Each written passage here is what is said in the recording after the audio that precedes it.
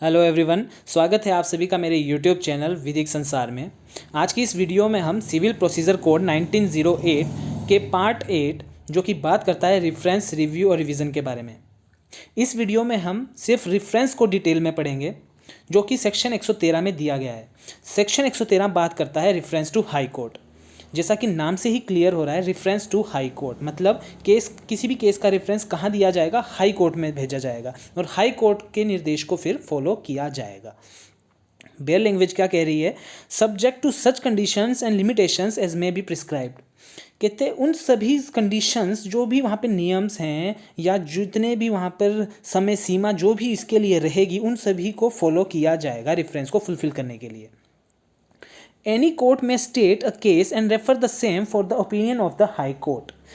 Any court का यहाँ मतलब है सबऑर्डिनेट कोर्ट्स। जितने भी सबऑर्डिनेट कोर्ट्स होंगे हाई कोर्ट के, जिनको हम इन्फीरियर कोर्ट्स कहते हैं, वो क्या करेंगे? May state a case and refer the same for the opinion of the high Court. कहते हैं जब कभी भी उनके पास क्या होगा, कोई इस तरह का केस आ गया जिसमें वो किसी कंक्लूजन पे नहीं निकल आ रहे हैं, वहाँ पे किसी तरह का कोई क्वेश्चन एराइज हो रहा है, किसी एक्ट को लेकर, किसी एक्ट की वैलिडिटी को चैलेंज किया जा रहा है, या कोई भी ऐसा क्वेश्चन जो उनको नहीं लग रहा है कि उसमें वो क्या डिसीजन दें, तो उसमें वो निर्देश के लिए केस को रेफर कर देंगे और ओपिनियन लेंगे किसका? हाई कोर्ट का। उस केस में वो उसको रेफर कर देंगे हाई कोर्ट को। And the high court may make such order thereon as it thinks fit. और उस केस में हाई कोर्ट को जो सही लगता है वो उसमें वो डिसीजन देगा। अब यहाँ पर एक प्रोवाइजो दिया गया है जो कि बात करता है where the court is satisfied that a case pending before it involves a question as to the validity of any act. अब रेफरेंस कब होगा?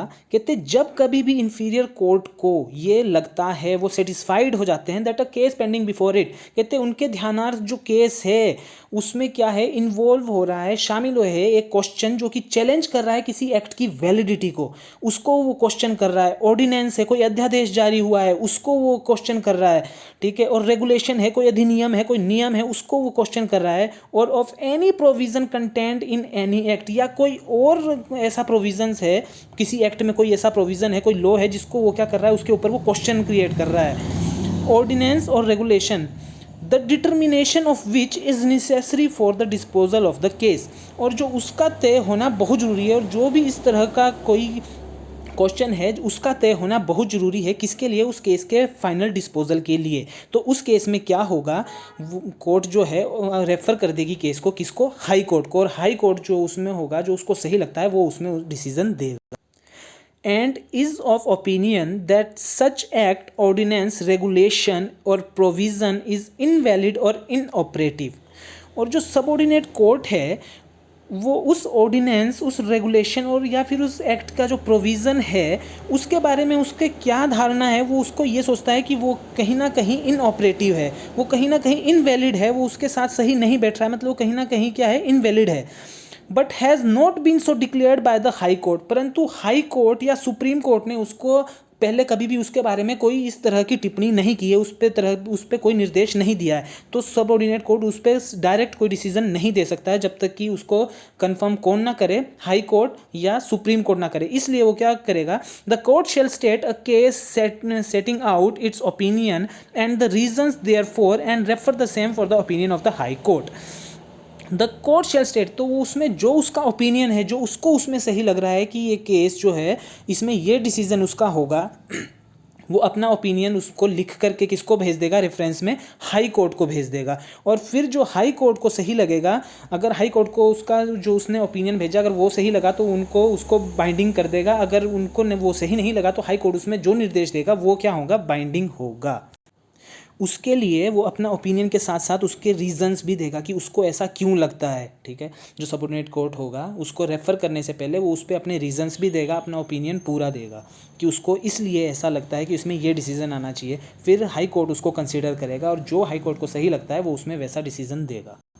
अब नेक्स्ट देखते हैं प्रोसीजर फॉर रेफरेंस। यहाँ पे बात करता है कि अब प्रोसीजर क्या होगा रेफरेंस के लिए, उसको किस तरह से फॉलोअप किया जाएगा। तो order 46 of CPC mentions the procedure for making a reference. कहते ऑर्डर जो 46 है सिविल प्रोसीजर कोड 1908 का, वो बताता है हमारे को कि हमने रेफरेंस को फुल अप कैसे करना है। मेकिंग रेफरेंस बनाना है तो उसको उसके लिए क्या प्रोसीजर फॉलोअप करना है वो ऑर्डर 46 में दिया गया है। In order to make a reference to high court, subordinate court needs to satisfy the condition mentioned in order 46 of civil procedure code. कहते जब रेफरेंस पे हाई कोर्ट को जो केस दिया जाएगा उसके लिए सबऑर्डिनेट कोर्ट को क्या करना है, पहले कंडीशंस को सेटिस्फाई करना है, उनको फुलफिल करना है जो 46 में दी गई हैं, ऑर्डर 46 में दी गई हैं जो कंडीशन, अगर वो फुलफिल हो रही हैं तो जो केस को क्या कर दिया जाएगा, रेफरेंस के तौर पे हाई कोर्ट को भेज दिया जाएगा। पहली जो कंडीशन है, द सूट और appeal must be pending before the court. कहते जो सूट है या फिर उस अगर कोई सूट है या अपील है, ठीक है, या जो केस है वो अपील में है, मस्ट बी पेंडिंग, वो क्या होना चाहिए, सबऑर्डिनेट कोर्ट के पेंडिंग होनी चाहिए, वो उसके विचाराधीन होनी चाहिए, उसमें किसी तरह का कोई डिसीजन नहीं आया होना चाहिए before the court, while making a reference and no further appeal from the order of such suit और decree is lying before the court. और वो उसका जो नेचर होना चाहिए वो इस तरह का होना चाहिए कि जो उसमें ऑर्डर या डिसीजन जो आएगा वो क्या होगा, फाइनल होगा, उससे ना ही कोई अपील हो सकती है, ना ही उसमें अब किसी तरह की उसमें कोई अपील हो ही नहीं सकती। वो उसमें क्या होना चाहिए, वो लास्ट स्टेज पे होना चाहिए कि उसमें जो भी अब डिसीजन आएगा वो क्या होगा। यहाँ पे अगर सूट है वो इस नेचर का है कि जो उसमें डिसीज़न आएगा वो फाइनल होगा, उससे कोई अपील नहीं हो सकती, ठीक है। तो उसमें क्या होगा, उसमें अगर कोई क्वेश्चन अराइज हो रहा है तो उसमें डिसीजन किस, फिर उसमें रेफरेंस किससे लिया जाएगा, हाई कोर्ट से, उसमें ओपिनियन लिया जाएगा कि हाई कोर्ट को क्या लगता है। अगर कोई केस है उसमें क्या है, अपील में जाके कोई ऐसी स्टेज क्रिएट हो रही है जिसपे क्या है कि कोर्ट को नहीं लग रहा है कि इसमें क्या, इसमें सही, इसमें ऑर्डर होने चाहिए, तो उसमें क्या होगा, हाई कोर्ट उसमें निर्देश देगा कि इसमें जो है यही, ये जो है इसमें फाइनल होगा। सेकंड जो है, the question of the validity of provision of law must have arisen during the pendency of the suit. The question of the validity of provision of law, कहते हैं जो क्वेश्चन किसी प्रोविज़न, लॉ के provision को challenge कर रहा है, उसके ऊपर प्रश्न उठा रहा है, वो क्या होना चाहिए, वो तब उठना चाहिए जब केस क्या है, पेंडिंग है, उसके विचाराधीन है, सबऑर्डिनेट कोर्ट के वो विचाराधीन है, उस पर अभी किसी तरह का कोई डिसीजन नहीं आया हुआ होना चाहिए, उस केस में ही रेफरेंस हो सकता है, ठीक है। थर्ड जो है वो बात कर रहा है, when such doubt regarding the validity of the provision of law has arisen the court must have been entertaining the suit. यही है कि उसको उस समय क्या है, उसको वो एंटरटेन कर रहा हो सूट को, जिस समय वो डाउट एराइज हो, ठीक है। वो क्या है, वो प्रोसीडिंग के बीच में किसी भी समय वो ऐसा कोई चीज़ आ जाए जो कि चैलेंज करी हो किसी प्रोविज़न को, तो वहाँ पे क्या है, वो पेंडिंग होना चाहिए, उसमें उस केस में क्या होगा, रेफरेंस हो।